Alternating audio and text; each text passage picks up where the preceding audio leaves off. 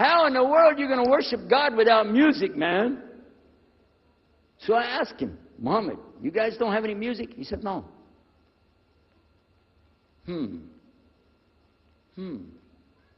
Now, I'm in the piano and organ business. I said, how many mosques are there in the world? He said, millions and millions and millions of them. And I said, none of them have a piano. He said, no. Any of them have an organ? He said, no. Oh, man, I can get rich.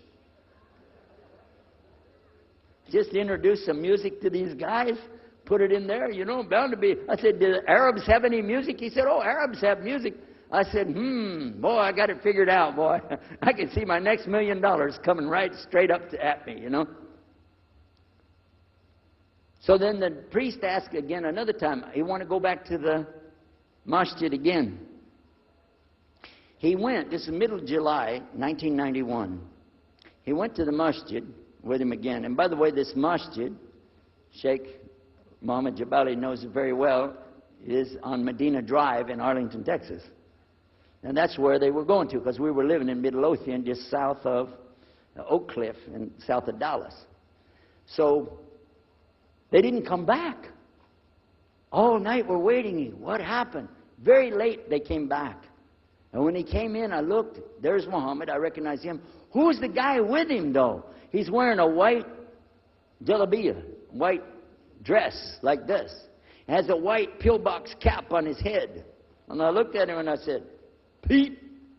His name was Father Peter Jacobs, but we're not, you know, Catholic, so I don't have to call him Father. I said, Pete, did you become a Muslim? He said, Ashhadu an la ilaha illallah, Ashhadu Muhammad Rasulullah. I said, oh my God. Now, I used to have cameras like these cameras right here because we had a television show called Estes Music Jamboree.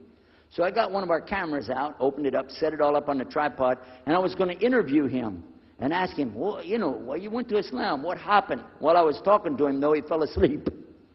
So it was still in my mind, and I was thinking, what am I going to do? This is too amazing. Now, here I'm preaching to the people, and I'm trying to change what I'm saying, and here's a priest just became a Muslim. My father's saying it's a good deal. It sounds all right to him. I don't know what to do. So I decided I'll talk, make mashura. I talked to my wife. We have an apartment upstairs. We were in our apartment up there, and I'm telling her, oh, you know, a priest became a Muslim today. What is that? And can you imagine what they were saying about the Quran and saying about this and so and so? All of a sudden, she said, I want to get a divorce. Oh, whoa. It's not the subject, but what happened? She said, no, all this talking about religion and talking about Islam, and so I can see. I said, oh, no. No problem here. No problem. I said, you thought no, I was just observing somebody else. No, I'm not interested. Trust me. I don't want to be with those Muslims. The last thing I want to do is be with a Muslim. No way. Just put your mind at ease. She said, I need a divorce. I said, where are we going with this again? What's the problem with that? What happened? She said, a Muslim can't be married to a Christian. I said, what? No, wait a minute. Hold on. I don't look at me. I'm telling you, I swear I don't want to be a Muslim. Okay? Okay? And even if I did, don't you remember what he said? A Muslim man could be married to a Christian woman. It's not a problem. But I'm not saying I won't do. I'm just saying it's not a problem. She said, that is the problem. A Muslim woman can't be married to a Christian man. I want to be a Muslim, so I need a divorce.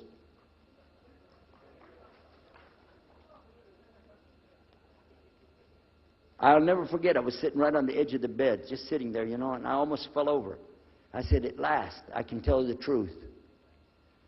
I can say it. I didn't realize that she liked the idea. I was afraid. I said, okay, the good news is, I too want to be a Muslim.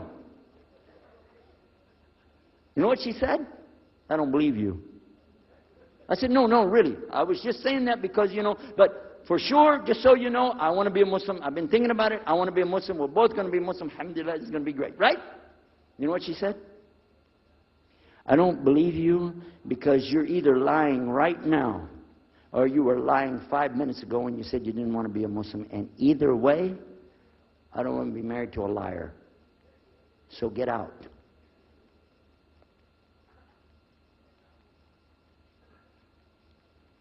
So I started leaving. I'm walking down the stairs of the apartment. I'm down to my father's part. I said, wait a minute. Where am I going to go?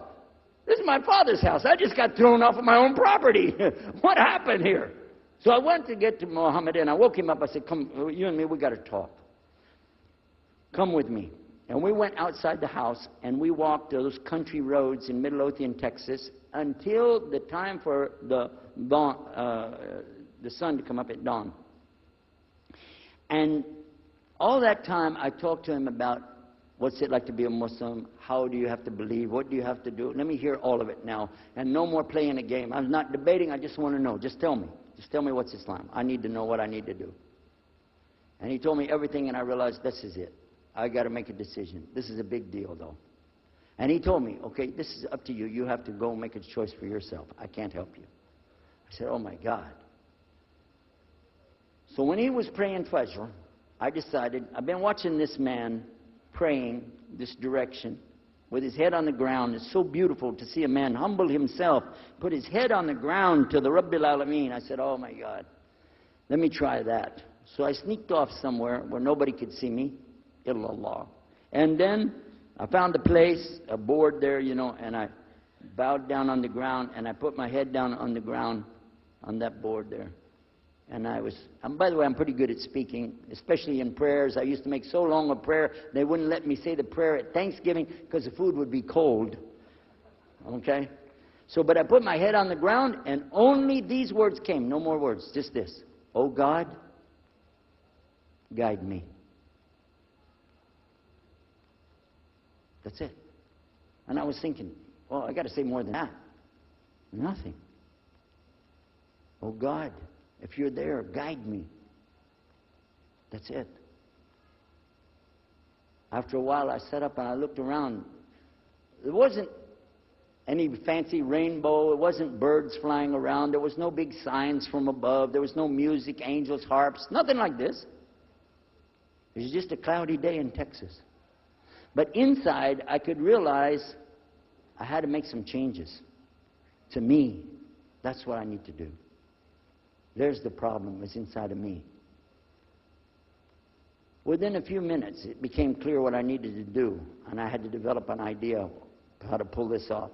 I talked to my wife, I talked to my father, I made a bath, and at 10 o'clock that morning, in Midlothian, Texas, I went in front of this man named Muhammad, and this new man named Yahya, who used to be the priest, and I said, Ashhadu la ilaha illallah wa ashhadu Muhammad Rasulullah.